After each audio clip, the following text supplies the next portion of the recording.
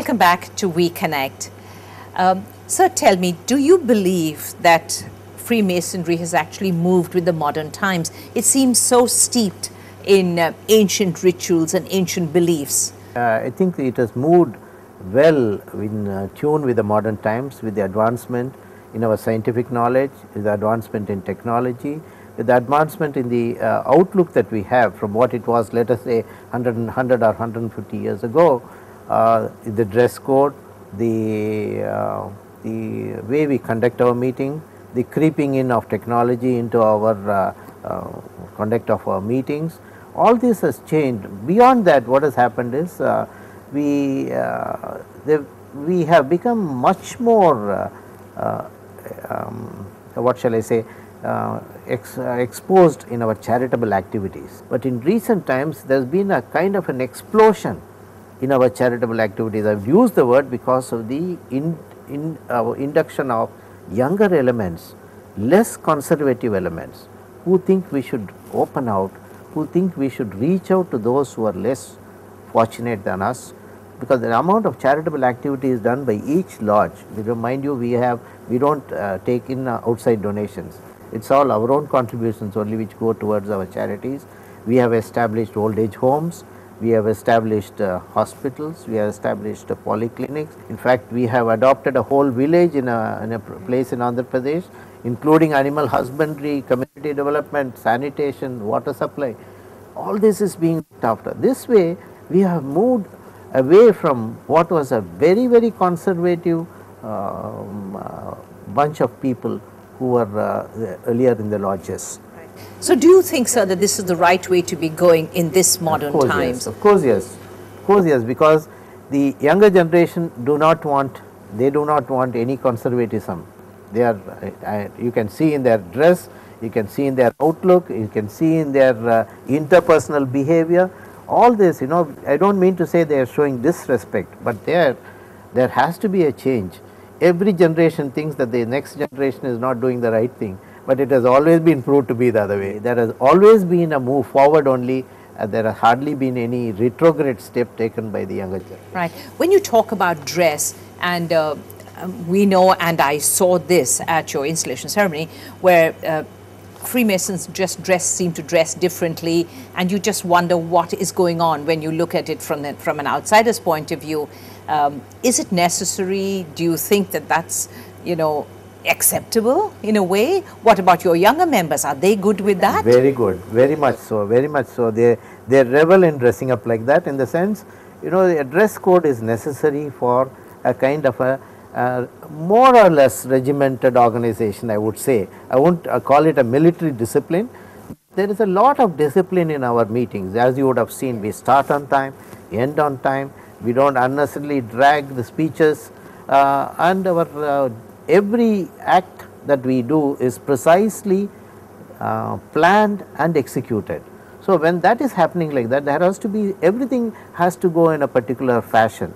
So all of us have a kind of a dress code. Each lodge has got its own dress code. Over the country, overall in the country, we have a dress code for the grand officers, as we call them, grand lodge officers. So much so, a kind of discipline creeps into the system, and that discipline has been maintained. And if that discipline is disintegrated, then there will be a looseness in everything that we do.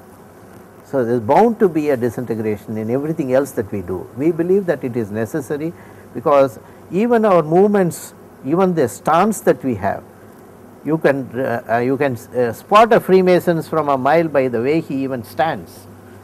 Okay. Please tell me that again. I know there's something to do with the way you shake hands with people, with other people. So this is exactly what I say. This is even the way he stands. He is erect, he is perpendicular, because he is straight in his action, thought, and deed. Are you saying that all Masons are like this? Most we believe would be. Right. What do you think is the future of Masonry in our country? I mean, it's only 18,000, and it's obviously not a very great figure. I see a good future, because our ideals are good. Ours is the most secular society in the whole world, especially in India, in a place, in a country where there is such diversity of faith and opinion. We have people of all creeds and faith in our lodges. So it's all not religions. It's not religious. No, it is not a religious society. We allow every person to follow his faith. We encourage him to follow his own faith. At the same time, we discouraging him, imposing his faith on others. The next thing that is taboo totally in our meetings is politics.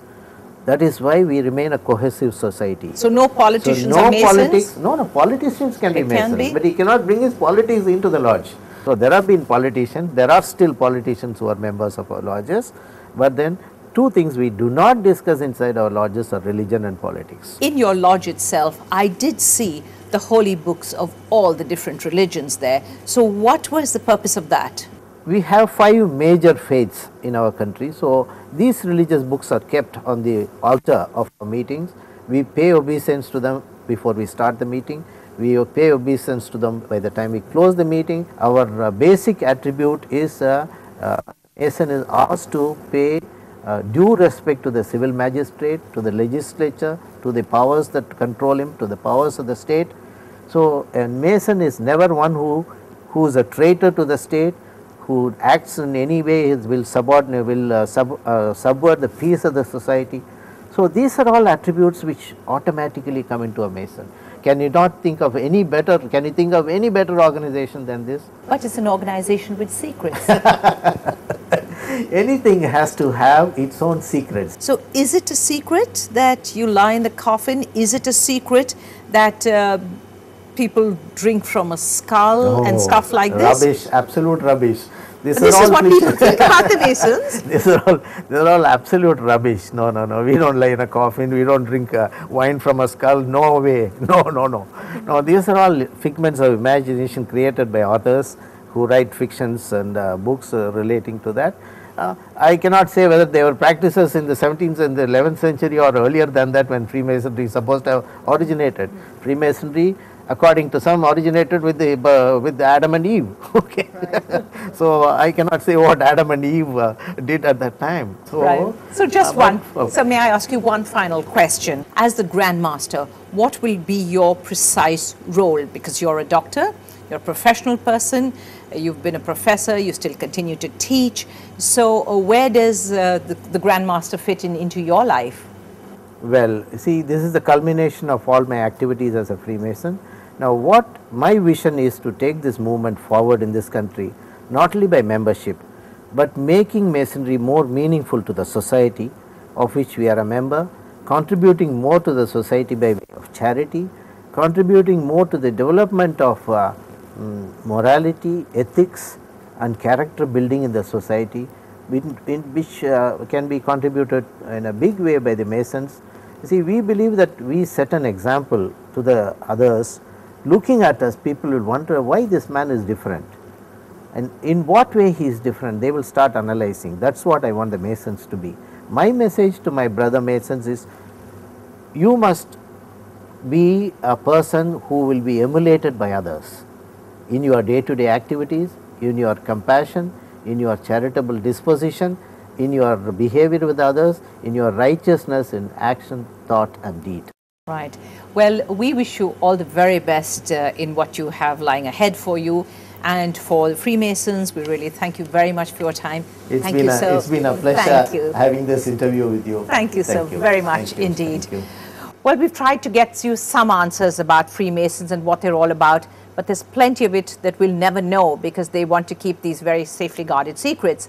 Well, here on We Connect, we'd like to say goodbye for now, but if you'd like to talk to us, do call us 9941322222, or if you'd prefer, send us an email, feedback@ndtv-hindu.com.